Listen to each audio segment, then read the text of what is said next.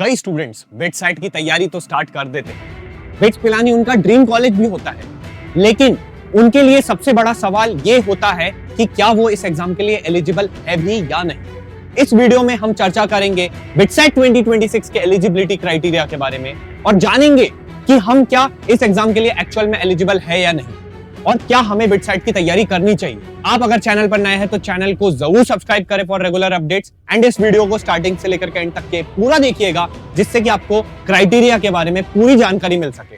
तो चलिए समझते हैं कि क्या है इस एग्जाम का एलिजिबिलिटी क्राइटेरिया। आगे बढ़ने से पहले एक जरूरी बात, हम आपके लिए प्लान कर रहे हैं बिटसाइट 2026 का लॉजिकल रीजनिंग और इंग्लिश की प्रैक्टिस सीरीज लाने का, और कई सारा जो है इंपॉर्टेंट कंटेंट लाएंगे अपने चैनल पर, इसलिए चैनल को जरूर सब्सक्राइब करें।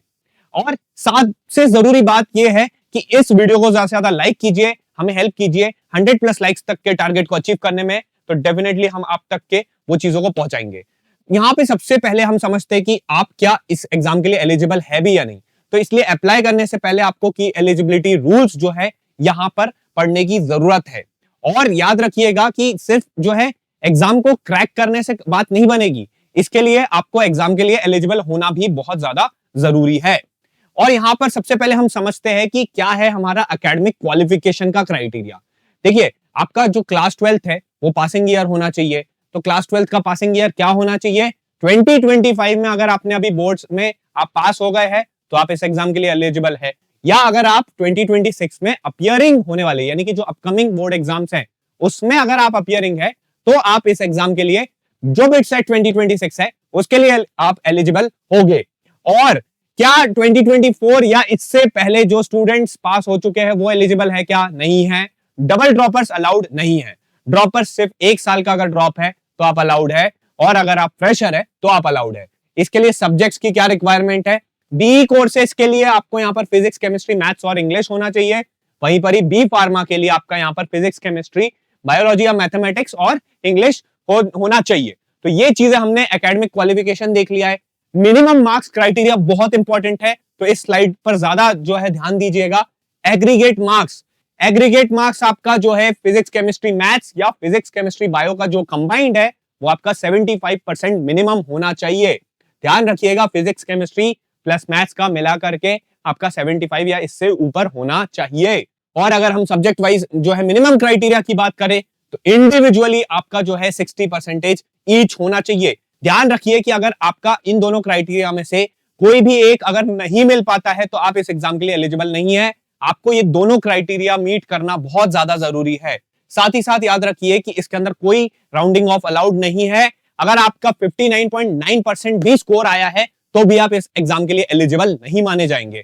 तो याद रखिए कि अगर आप जो है इस एग्जाम में अपियर होना चाहते हैं, कहीं मान लीजिए कि इस साल आपका जो है स्कोर कम रह गया था, तो आप इंप्रूवमेंट एग्जाम में बैठ करके भी जो है अपने स्कोर को इंप्रूव कर सकते हैं। अभी भी मौका है, इसलिए जो है आप जाग जाइए और अपने बोर्ड एग्जाम्स के लिए भी सीरियस हो जाइए, जो भी फ्रेशर्स कैंडिडेट्स हैं।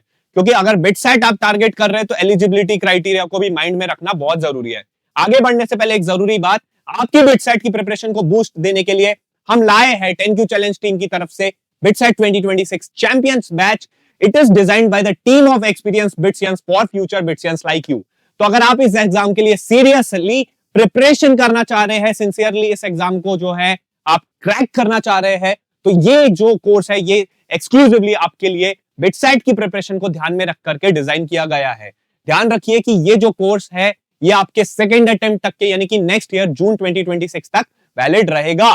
और तो और यहां पर आप अगर आज एनरोल करते हैं तो आपको यहां पर स्पेशल डिस्काउंट कूपन कोड भी मिल जाएगा वर्थ ₹1000 ऑफ का।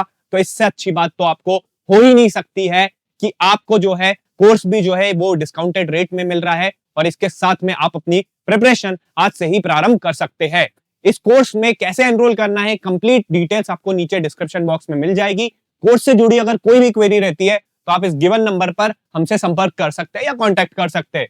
आपको हमारी वेबसाइट 10qchallenge.in पर विजिट करना रहेगा। वहां पर जाकर के आप रजिस्ट्रेशन और एनरोलमेंट की प्रक्रिया को कंप्लीट कर सकते हैं। कंप्लीट डिटेल्स नीचे डिस्क्रिप्शन बॉक्स में चेक कर लीजिए।